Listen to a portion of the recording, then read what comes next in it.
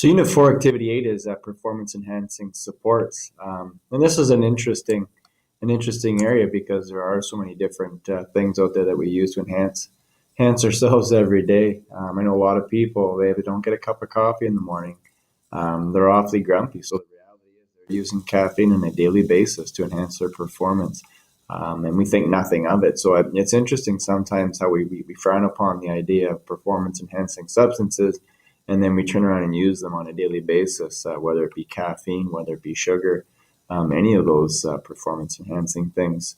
As we learned early on in the course, lots of people out there looking to make money right now off of physical activity.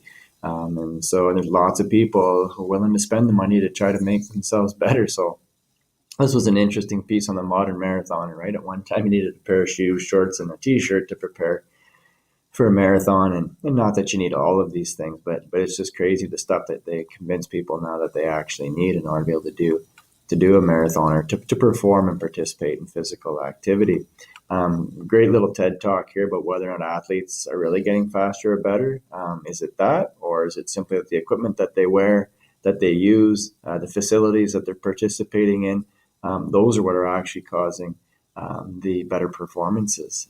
So again, think of track and field, for example. So you've gone from running on cinder dust, basically, to now we have these artificial surfaces that athletes run on, and depending on how it's been designed and set up, these things are allowing people to run much quicker because you're able to get a much better grip with the new track and field spikes, all of those types of things. So again, is it that physically our athletes are that much better than they used to be, or is it just the environment that we've created with the equipment and the facilities that they're in that are allowing these things to occur? So they're interesting questions. And again, this is thinking about, for example, you're comparing, Usain Bolt to Jesse Owens kind of thing, right? As opposed to, if I think about, professional hockey today, obviously the players, they are physically much more fit than they were back in the day.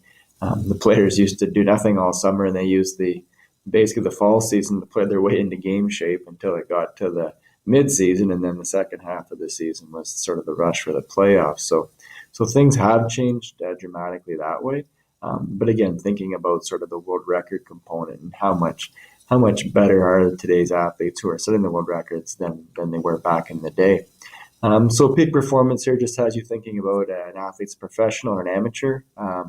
And when it comes in their body to perform the best, regardless how they achieve it, it should be the same for both. So, what a professional athlete does to train, is that what an amateur athlete should be doing? And you can think of it in terms of professional as professional sports league and amateur as Olympics, but really they're both trying to achieve the same thing. I'm thinking of it more as your average everyday Joe who has their full-time job and they're just, let's say, playing hockey 3 days a week in their men's league.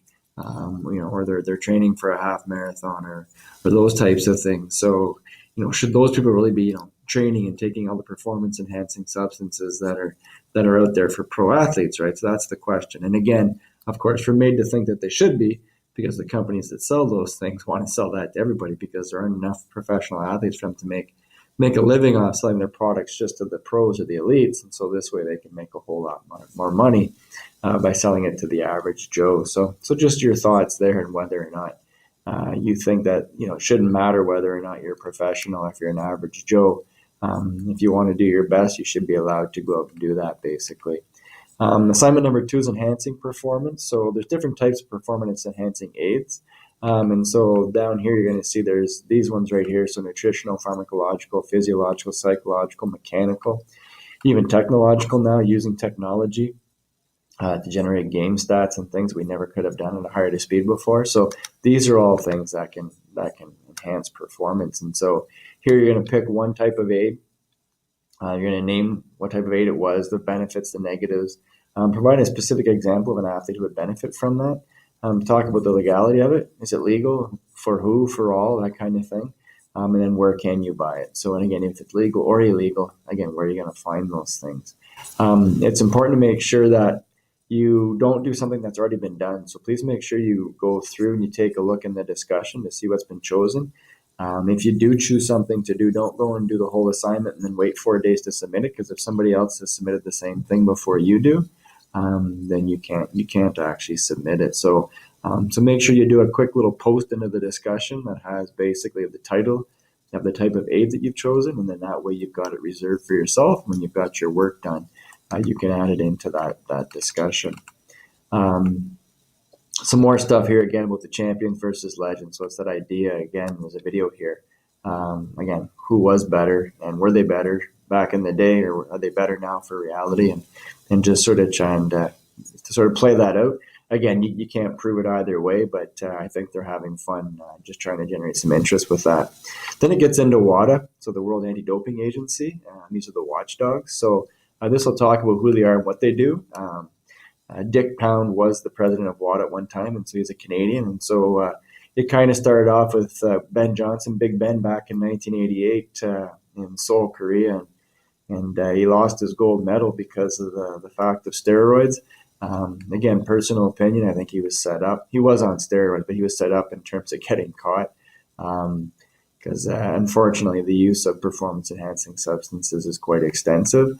But this will just go through and just give an idea. Sometimes we think of, steroids obviously pops out first of all, those types of performance-enhancing substances. But the reality is there's a lot of things that have banned ingredients in them. And so in this assignment, you're going to take a look at just some common medicines, explain what the common use is for it, whether it's banned or not, and then talk about the performance-enhancing effect.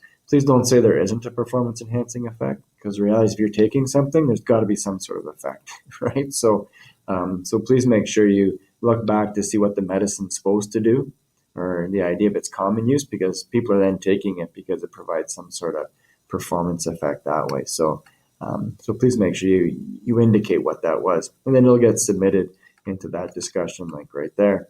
And then in terms of the consolidation, you're basically going to write a letter to the editor, and what you're going to basically send letter to the editor is your opinion on whether an athlete should be using performance-enhancing means that have been deemed illegal, and then include the following information in your letter. So it's important to make sure you use the proper format for this. When it's done, it's going to go in this Dropbox here.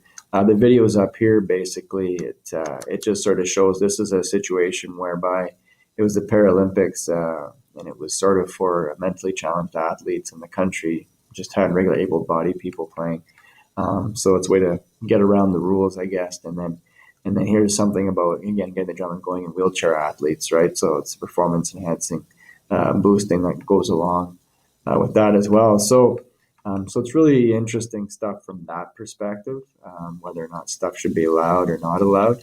Some people will say that we should allow substance abuse. An example is testosterone. So they have sort of a maximum level of testosterone that you're allowed to have in your body in terms of readings, right? So if you look at it that way, then why shouldn't an athlete be able to top up their testosterone as long as it doesn't exceed the maximum limit, right? So those are issues or different ways of looking at it, whereby they're not taking any amounts greater than what would be legally allowed, but the reality is they're adding some testosterone to what their body would produce naturally. And some would argue, well, then the playing field is much more equal, because those athletes that have that testosterone naturally have an unfair advantage, right? So there are a bunch of different ways to take a look at it. It isn't always about going over the top with the performance-enhancing substance, but sometimes it's just sort of topping things up, or just a little bit, just to sort of get a bit more even, I guess you would say, in terms of what's been given genetically. So again, your thoughts and opinions would go into this assignment for the letter to the editor.